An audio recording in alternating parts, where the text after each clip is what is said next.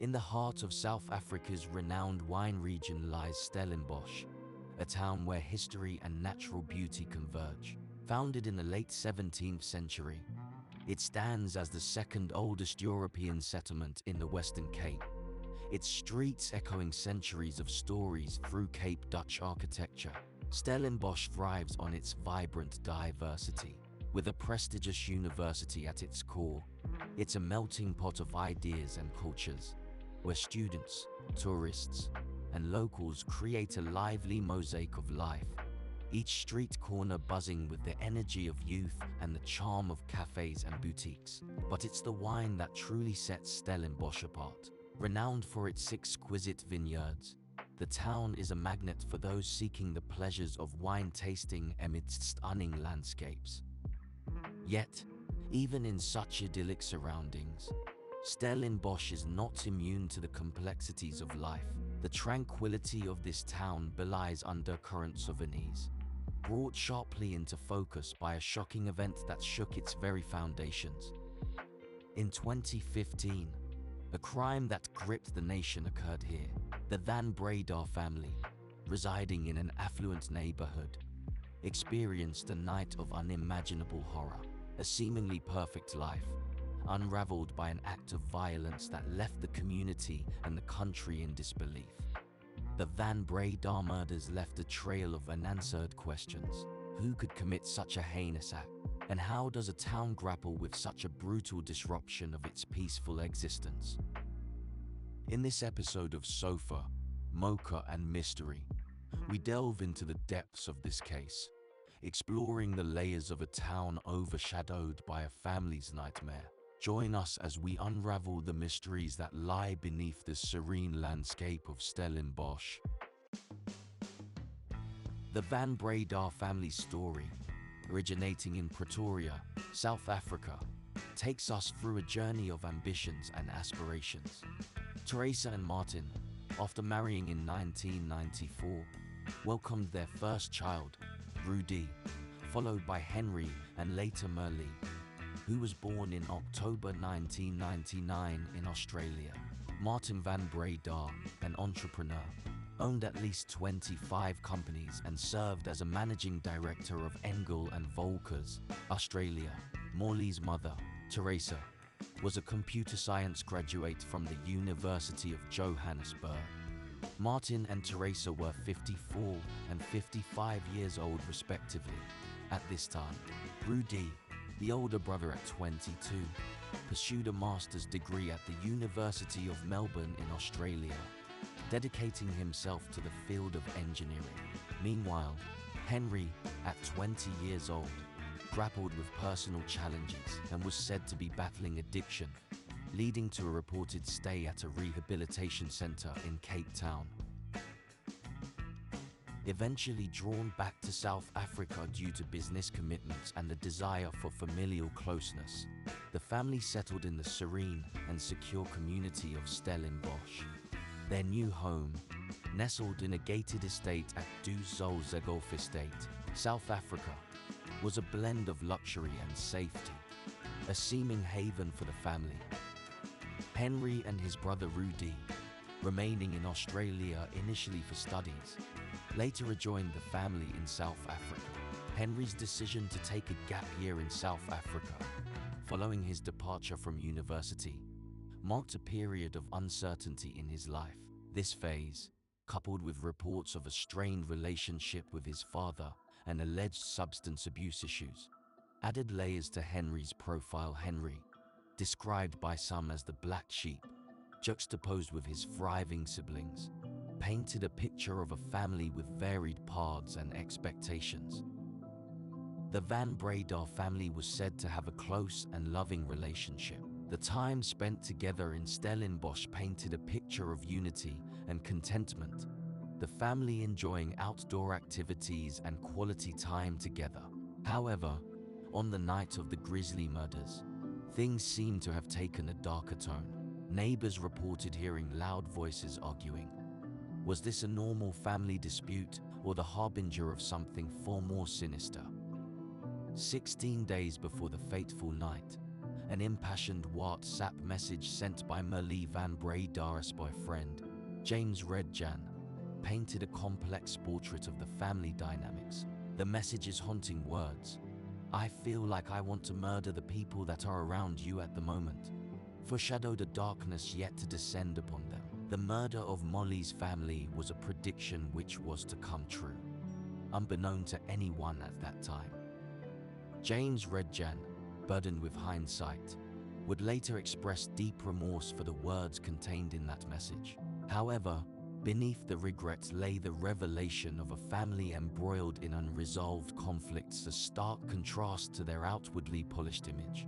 The message was an attempt to console Merle following a distressing family altercation that had left both Merle and her mother, Teresa, profoundly shaken. This unsettling family dispute centered around Merle's weight gain, a seemingly mundane issue that would later take on new significance. When questioned about whether this was a normal family disagreement, Redjan's response hinted at a more troubling undercurrent. He believed that something far more fateful had transpired during that heated argument, based on the depth of Teresa's distress. Within the confines of their home, James Redjan revealed another layer of the Van Breda family dynamics. He spoke of Martin and Teresa's good relationship, but also highlighted Martin's controlling nature as a husband and father. Martin's desire for the best for his children and his yearning to maintain family unity had led to arguments, particularly regarding his control over the family. The weight of these conflicts would bear heavily on what lay ahead. As the family grappled with these tensions and unresolved issues, an unsettling question remained. Were these merely normal family disputes, or had they unwittingly sowed the seeds of something more ominous? So, where were things truly headed in the Van Breda household? As the evening of January 26th unfolded at the Van Breda home, the family settled into their familiar routines. Dinner was served around 7:15 p.m., a typical family gathering. Post-dinner, the evening continued with Henry, Martin, and Rudy enjoying Star Trek II on their new surround sound system. As the night wore on, each family member drifted to their personal evening pursuits. Merle was busy with homework in her room, and Teresa engaged in a phone conversation. Rudy decided to head out for a run, a regular activity for him, while Henry and Martin relaxed in the living room, sharing a bottle of red wine. Eventually, the family began retiring for the night. Henry and Rudy, sharing a room often simply referred to as the boys' room, wound down for the evening. Rudy was quick to fall asleep, but Henry, restless, stayed up. His night was marked by music, phone games, and an inability to find sleep. In the early hours of January 27th, around 2 to 3 a.m., the house was enveloped in silence. It was then that Henry, seeking to quell his restlessness, decided to visit the bathroom. This mundane act, unbeknownst to Henry, was the prelude to a night of horror. As Henry emerged from the bathroom, the stillness of the house was shattered by alarming noises. Investigating the source, he was drawn toward his bedroom. There, through the dim light, he spotted a shadowy figure assaulting a sleeping Rudy repeatedly with heavy blows from an axe. The figure, clad in a balaclava, was mercilessly attacking his brother. Henry's cries for help were met with the gruesome scene of his father rushing in, only to be met with brutal violence from the intruder. The situation rapidly spiraled out of control as his mother and sister, drawn by the noise, neared the room and became part of the terrifying ordeal. In the midst of this chaos, Henry found himself face to face with the intruder. What followed was a desperate struggle for survival. Henry's attempts to protect his family led to a violent confrontation. He managed to wrestle the axe away from the assailant, but not without consequence. The attacker retaliated, stabbing Henry in the side with a knife. Driven by fear and adrenaline, Henry pursued the assailant down the stairs. In a moment of chaos, he threw the axe in an attempt to stop the intruder. The axe, however, did not hit its intended target. Returning to the upper level of the family home, Henry was confronted with a scene of profound tragedy. His mother was motionless, tragically succumbing to the violence. Nearby, his sister Merle, though severely injured, was still alive, but barely. Her condition a stark reminder of the night's brutality.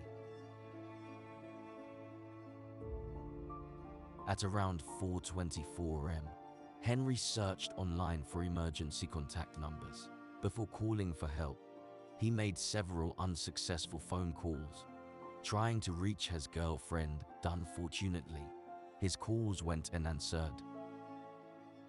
Before he could contact an ambulance or the police, surrounded by the aftermath of the attack and burdened by the events which had unfolded, he succumbed to unconsciousness.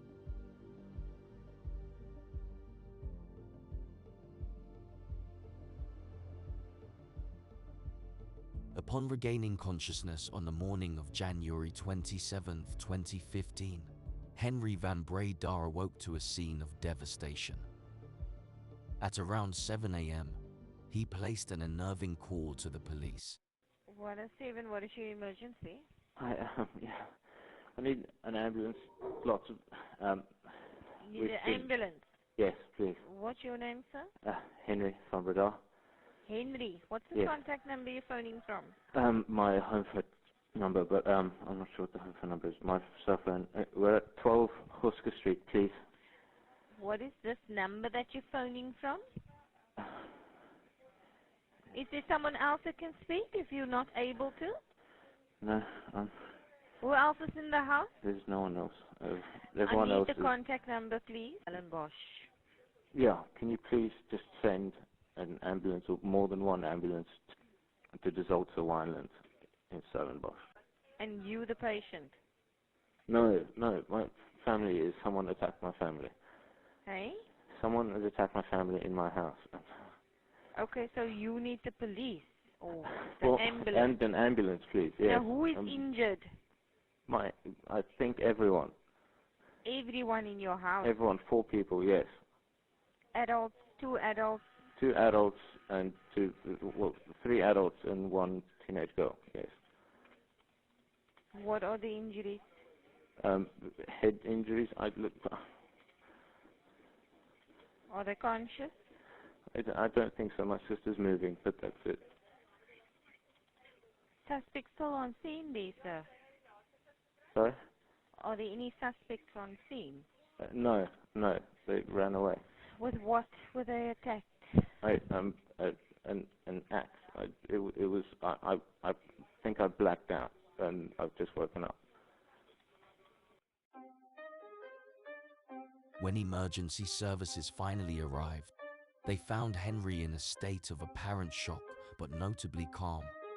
This demeanor, under the weight of the night's gruesome events, added an air of mystery to his overall behavior and actions. Christy Onkogelenberg, a paramedic with 39 years of experience, was among the first responders to the Van Breda residence. He described the ground floor as undisturbed, but the first floor presented a stark contrast, a scene of chaos and bloodshed, the worst he had ever witnessed. The discovery of Teresa Van Breda's body, from which blood flowed like a waterfall down the stairs, painted a gruesome picture of the violence that had occurred. Outside, Henry van Breda sat in an ambulance, detached amidst the flashing lights and urgent movements. His demeanor, calm and seemingly unaffected, struck a dissonant chord with the gravity of the situation unfolding within his family home. At the hospital, doctors examined Henry, noting the superficial nature of his wounds, the lack of severity in his injuries, compared to the fatal wounds inflicted on his family, began to paint a conflicting narrative. Henry's composed behavior, both in the ambulance and at the hospital, raised questions about his role in the horrific events. Meanwhile, Merle, gravely injured, was rushed to the hospital. Miraculously, She stabilized but remained under heavy guard and intensive care. The focus then shifted to the Van Breda estate's robust security measures, which revealed no signs of a breach on the night of the murders. The Desalts Golf Estate, where the family resided, boasted stringent security protocols, including perimeter fencing, access control, and surveillance. Despite these comprehensive safeguards, the shocking events that transpired inside the Van Breda home left investigators perplexed. When questioned, Henry told investigators that a black man wearing a balaclava was the perpetrator. There was also mention of perhaps more than one assailant. Due to this information, investigators initially focused on the balaclava gang, known for numerous burglaries.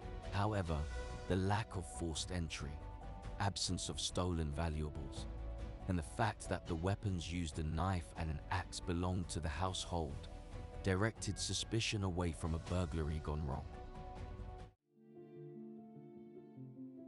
A memorial for Rudy, Martin, and Teresa Van Breda was held on February 5, 2015.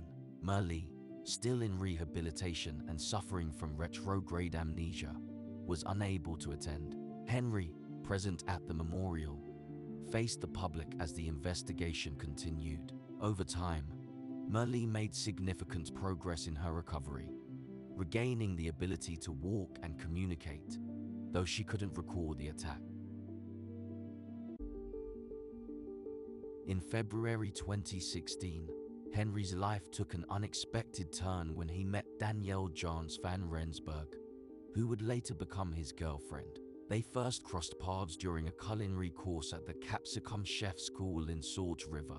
Interestingly, Danielle claimed she had no prior knowledge of the triple murders or the rumors circulating about Henry's involvement. She would remain a pillar of strength for Henry. For over the course of a year, the tragic events that decimated the Van Breda family, the wheels of justice turned slowly, meticulously gathering evidence. Evidence began to stack against Henry, who soon became the prime suspect. The fact that the murder weapons were from the house and left behind muddled the theory of an external attacker. Furthermore, forensic analysis of the blood and DNA on Henry's clothing linked him directly to the crime scene. In this period of uncertainty and scrutiny, Henry van Breda, then just 21 years of age, found himself in an ambiguous position. To the outside world, he was a figure shrouded in suspicion. Yet he lived a life seemingly untouched by the gravity of the accusations that loomed over him. During this time, Henry's state of mind was a complex mix of emotions. To some, he appeared almost unnervingly unaffected, leading to speculation that he might believe he had escaped the consequences of the night's events.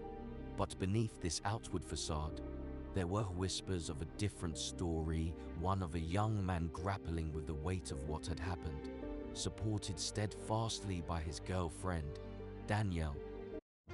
In a moment of utmost significance, Henry van Breda decided to take a step that would change the course of his life forever. In June 2016, Henry was advised to hand himself over for arrest.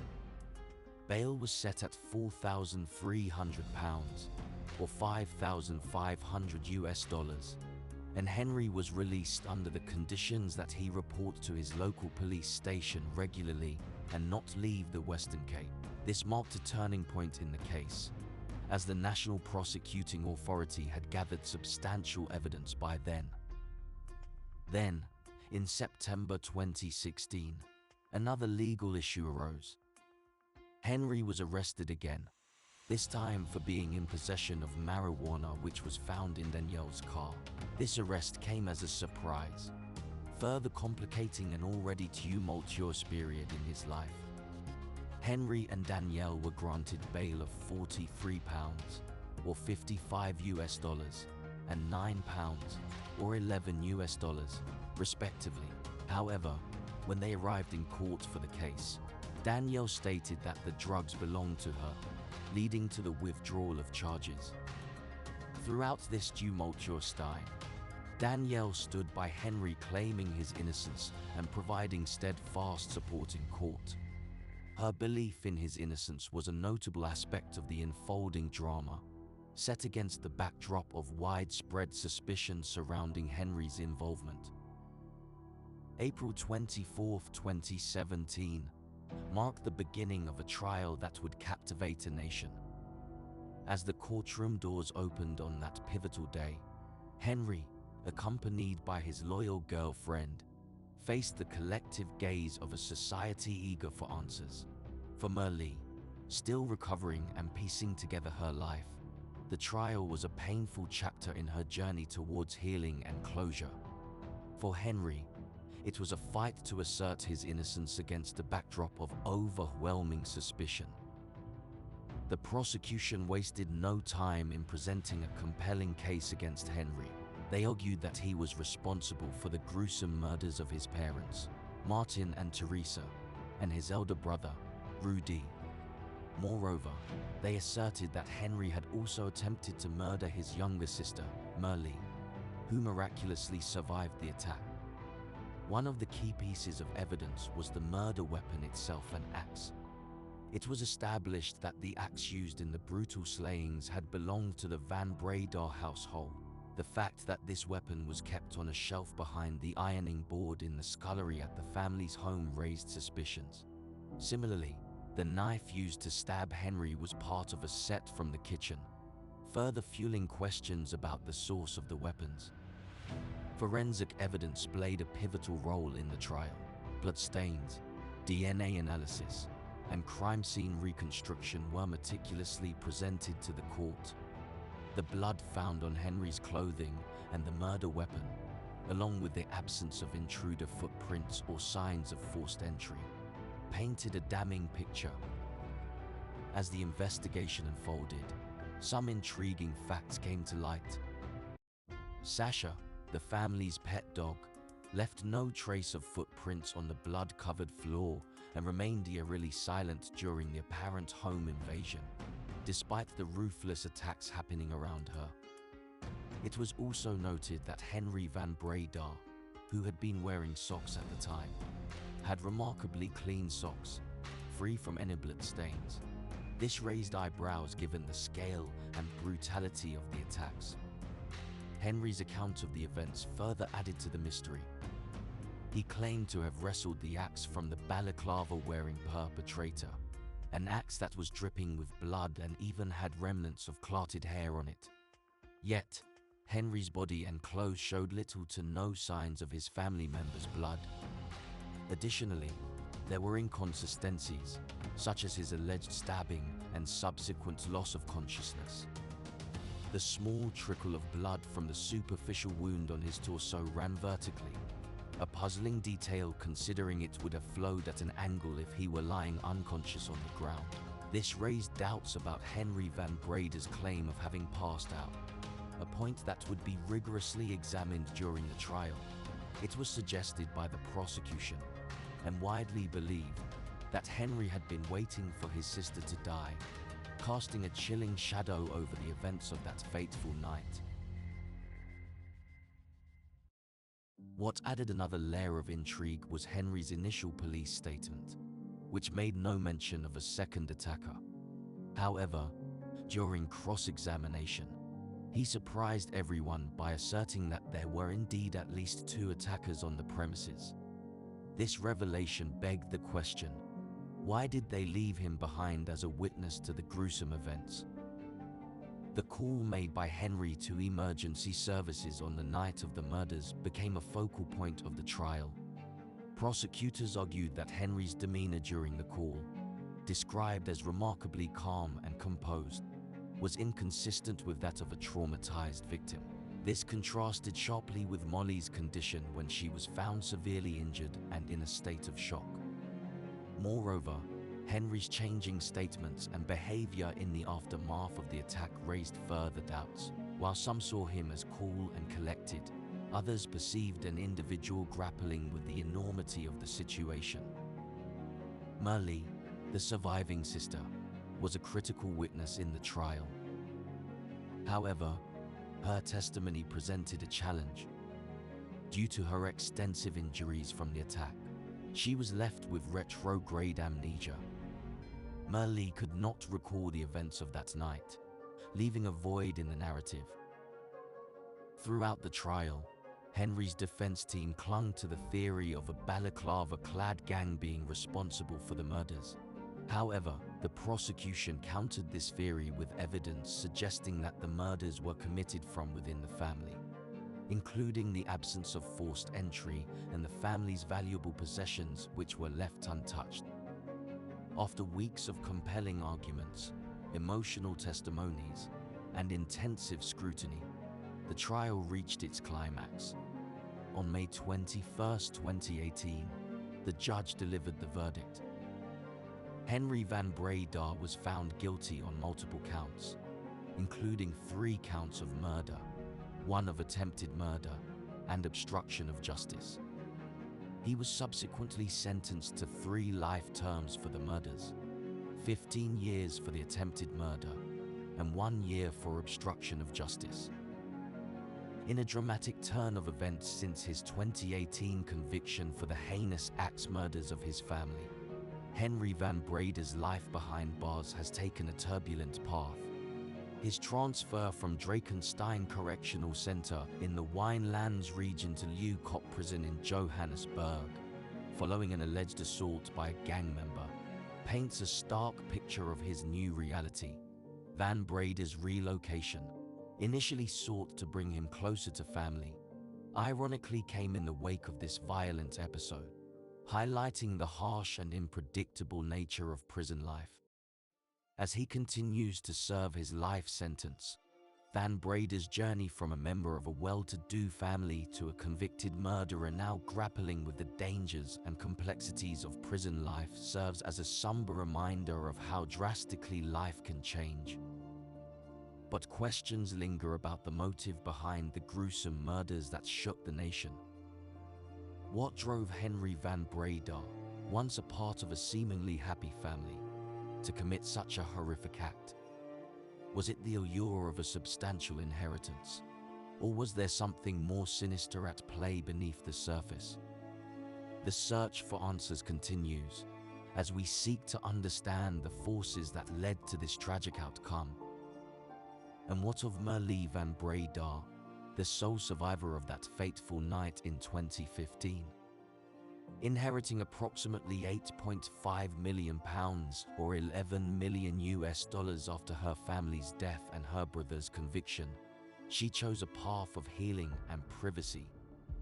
Today, she lives a healthy and normal life, away from the public eye, an exemplar of resilience. As the years pass, the Van Breda case remains a haunting chapter in the annals of true crime, forcing us to confront the darkest corners of the human psyche.